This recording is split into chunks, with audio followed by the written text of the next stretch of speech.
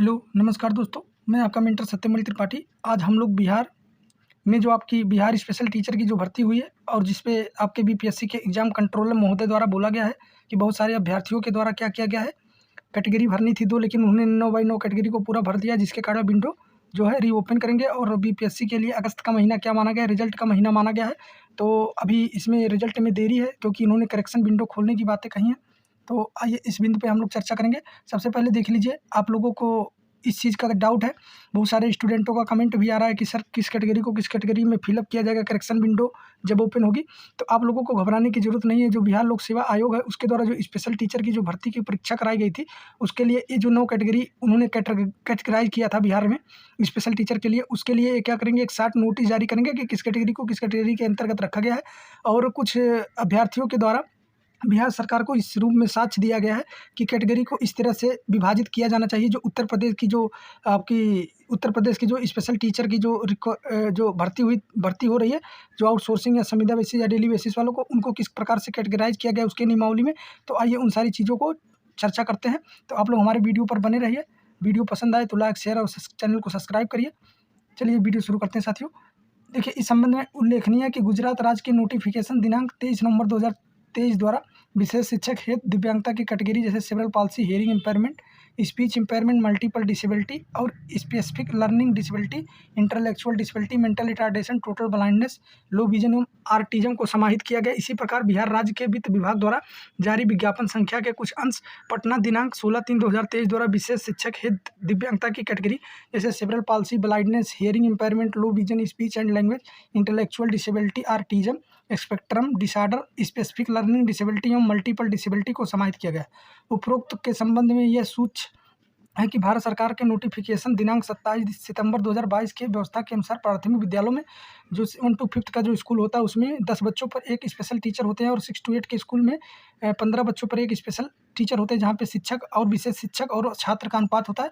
उक्त नोटिफिकेशन के क्रम में प्राथमिक, उच्च प्राथमिक एवं कंपोजिट विद्यालयों के विभिन्न दिव्यांगता से प्रभावित बच्चे हेतु संबंधित दिव्यांगता के विशेष शिक्षकों को निम्नानुसार पदों का आवश्यकता। देखिए, जो उत्तर प्रदेश में है, उत्तर प्रदेश में विद्यालयों को क्रम से इस प्रकार से बांटा गया साथियों, जैसे प्राथमिक, उच्च प्राथमिक। प्राथमिक में वह स्कूल्स होते हैं जैसे 1 to 5 के जो स्कूल होते हैं प्राथमिक होते हैं, उच्च प्राथमिक 6 to 8 आते हैं। और जहाँ पे साथियों कंपोजिट होता है वहाँ पे 1 से लेकर के क्लास 8 तक होता है, वो कंपोजिट के अंतर्गत आता है।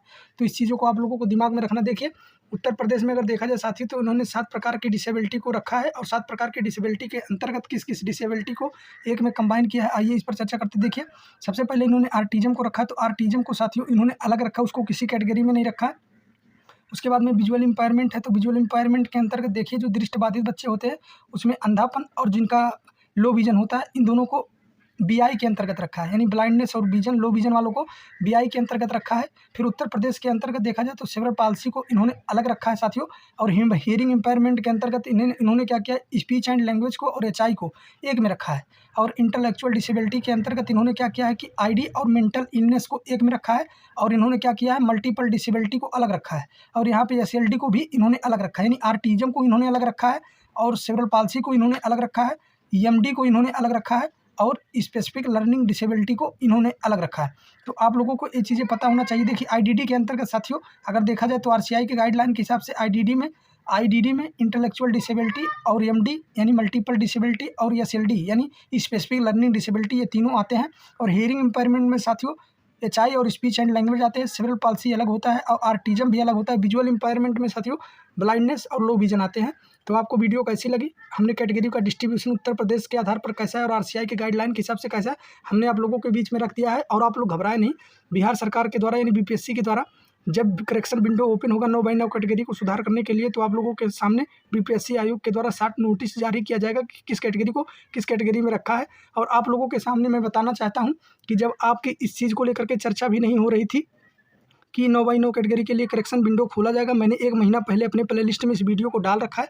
आप लोग जा करके देख लीजिए, क्योंकि बहुत सारे अभ्यर्थी वहाँ पे गए थे और इसकी इन्होंने मांग भी की थी और ज्ञापन भी दिया था।